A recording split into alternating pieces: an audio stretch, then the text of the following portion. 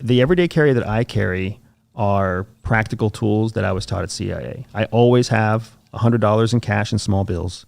I always have shoes with laces, and I always have some sort of waterproof layer. Those are my 3 everyday carry. And those served me all through CIA, because no matter where you are, you don't look like a threat, you don't identify like a threat, and you can bug the fuck out of any threatening situation as long as you have shoes with laces, capital that can be liquidated in a hurry, and a layer to protect you from wetness specifically. Yeah. Is $100 enough nowadays still? You know, I get that question a lot too.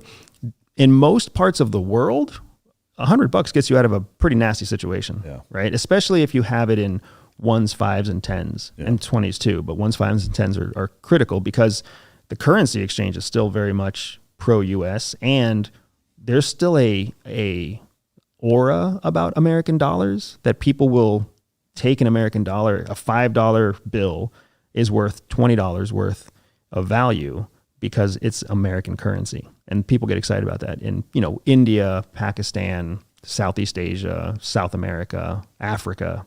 Is there any concern in those environments that it just being American currency, that is going to translate to you being more threatening than if it wasn't? In some countries, yes. American currency in Russia is going to fuck you. In Belarus, it's going to fuck you. In Ukraine, it's going to fuck you, right? Because you're going to highlight who you are. But in other parts of the country or other parts of the world, U.S. currency Americans think that people like us because of our ideology. Most of the world fucking hates America because we're a bunch of overweight, self-aggrandized, entitled, nosy, overeducated people who bitch about how hard our life is and how unfair the world is, when we have no idea what it's like to actually have flies landing on our eyeballs and not knowing where the fuck you're going to eat. Every time I go to a first world country in Southeast Asia, like when I go to China or Singapore, when I go to Thailand or Taiwan, there are still people delivering meat.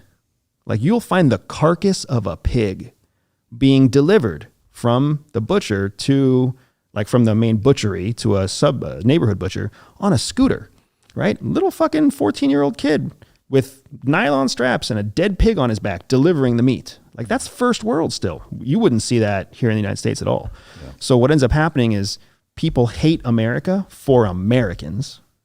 People love America for our wealth. Yeah. And the currency carries the stigma of the wealth without carrying the stigma of Americans and American values and American entitlement. Yeah, that makes sense. So I mean, obviously due diligence on where you're going and what currency to carry and how much is going to go a long way. But what would be the second best currency? Euros if you weren't going to carry American? Whatever the local currency is, yeah. Okay. Like if you're in Europe, euros. If you're in Latin America, you've got different currencies all over Latin America. Any benefit from your perspective to carrying like 1/10 ounces of gold?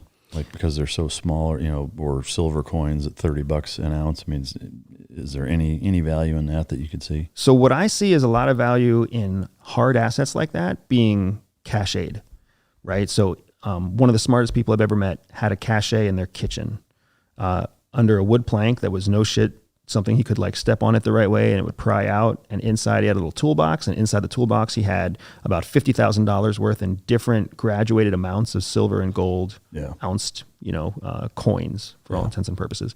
Super smart thing to do, because just like we're talking about having the leverage of the wealth overseas by having a $5 bill or a $20 bill, inside the US, if things go tits up inside the United States, that's going to go a long way. A piece of silver, a piece of gold, multiple pieces of gold. Even though people may not understand the value of it, like $30 might not always be worth $30. Yeah. Right? But when the day comes that $30 collapses and nobody knows what that's worth, a thumbnail-sized gold coin is always going to be something people value. Yeah. Well, to me, that's the neat thing about 1/10 ounces of gold.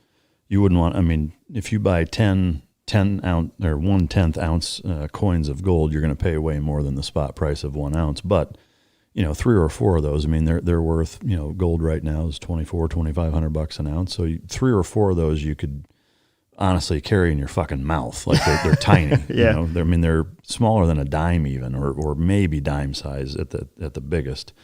And they're worth $240 a piece. Yep. Imagine now that's not a quick get out, but you have, a handful of those stashed in your sock or a secret spot in your shoe or wherever, like overseas, you go cash that into a place and you get a couple $1,000 American currency and it weighs nothing. You know? Well, and the other thing to keep in mind too is it's also something that you can barter for big purchases. Like if I'm in Cambodia and I need to get the fuck out of Cambodia so that I can get into, Vietnam, I can go to a private airstrip and I can find a private pilot with a respectable car or a respectable plane, and I can give him 1/10 of an ounce of gold and be like, hey, all I need you to do is fly me into Vietnam, right? I'll take care of the paperwork. You just fly me. Yeah. I mean, for that matter, you could carry ounce gold coins. I mean, they're still not that big and they're $2,400 a piece.